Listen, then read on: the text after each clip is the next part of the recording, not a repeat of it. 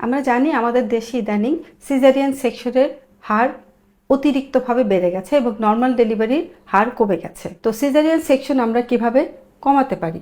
যে সমস্ত কারণে আমরা প্রেগনেন্সিতে সিজারিয়ান সেকশন করি, দেখা গেছে যে সেই সমস্ত কারণগুলো কিন্তু সহজে আমরা প্রেগনেন্সি নেওয়ার আগেই অ্যাভয়েড করতে পারি। যেমন শরীরের অতিরিক্ত ওজন, রক্তশূন্যতা, রক্তে অতিরিক্ত সুগারের পরিমাণ, থাইরয়েডের প্রবলেম, এই সমস্ত যে মেডিকেল প্রবলেমগুলো থাকে সেগুলো যদি ঠিকমতো আমরা চেক আপ না করে অনিয়ন্ত্রিত অবস্থায় প্রেগনেন্সিতে ঢুকি তাহলেই কিন্তু আমাদের সিজারিয়ান সেকশনের হার অতিরিক্ত বেড়ে যায়। এছাড়াও বর্তমান যুগে মেয়েদের মধ্যে প্রেগনেন্সি নিয়ে কিছু আতঙ্ক আছে, সে সমস্ত আতঙ্কও কিন্তু আমাদেরকে দূর করতে হবে, নিয়মিত কাউন্সেলিং করতে হবে।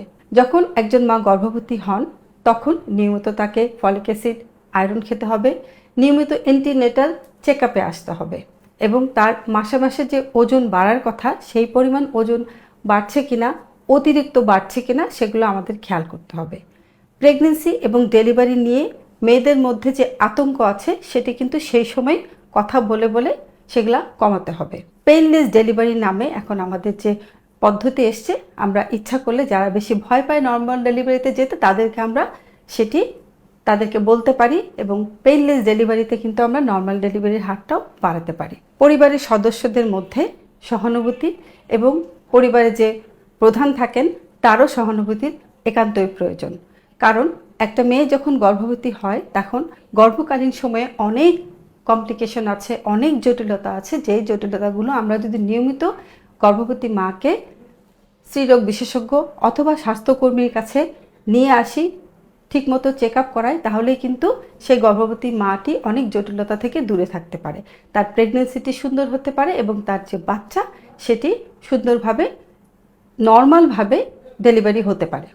জীবনধারায় কিছু পরিবর্তন আনতে হবে, যেমন গর্ভবতী মাকে নিয়মিত কিছু ব্যায়াম করতে হবে। ব্যায়াম বলতে আমরা যেটা বুঝাই, সপ্তাহে 5 দিন অন্তত 30 থেকে 35 মিনিট হাঁটা, খুব জোরে হাঁটা না, মিডিয়াম জোরে হাঁটা, যাতে তার একটু ঘাম হয়। এবং প্রেগনেন্সিতে বিশেষ কিছু এক্সারসাইজ আছে, যে এক্সারসাইজগুলোকে আমরা বলে থাকি কিগেল এক্সারসাইজ, যেগুলো আমরা স্বাস্থ্যকর্মীরা জানে, ডক্টররা জানে, ওদের কাছ থেকে কিগেল এক্সারসাইজগুলো শিখতে হবে। শিখে পেলভিক ফ্লোরের মাসল কিভাবে নমনীয় হয় সেই এক্সারসাইজগুলো করে করে সেভাবে রেডি হতে হবে। এবং আরেকটি বিশেষ পদ্ধতি আছে যেটাকে আমরা পেরিনিয়াল মাসাজ বলে থাকি, সেই মাসাজটিও নিতে হবে। সর্বোপরি একটা মেয়ে যদি প্রেগনেন্সিতে ঢোকার আগে পরিকল্পনা করে নেয় এবং প্রেগনেন্সি চলাকালীন সময়ে এই নিয়মগুলো মেনে চলে, তাহলে তার প্রেগনেন্সিতে জটিলতা কম হয় এবং সেই ডেলিভারিটাও নর্মালি হয়ে থাকে।